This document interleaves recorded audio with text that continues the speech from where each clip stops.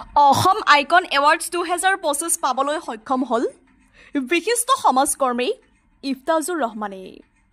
বিশিষ্ট সমাজ সাহসী কৰ্মী আইকন এৱাৰ্ডছ 2000 পাই তেওঁ কয় যে আচলতে বহু বছৰ ধৰি সমাজৰ লগত জড়িত হৈ আছো আৰু মৰম দিছে ৰাইজে, আৰু আজি আইকন এৱাৰ্ডছ 2025 পাই মই সাহস পাইছো।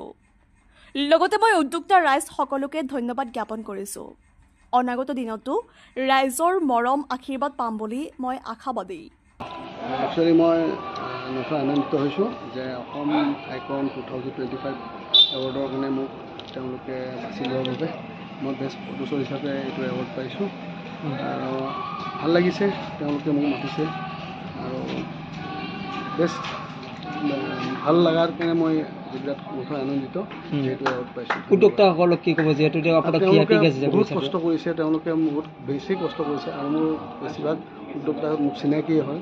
তেওঁলোকে কৈছে দাদা আপুনি এটা এৱাৰ্ড পাইছে, আপুনি আহিবই লাগিব। তেওঁলোকে পৰহি মোক ৰাতি ক'লে যে এৱাৰ্ড পাইছিলে, আপুনি আহিব লাগিব। মই আহিছোঁ, তেনেকৈ এৱাৰ্ডটো পাইছোঁ। এইটো মোৰ এৱাৰ্ড। ধন্যবাদ।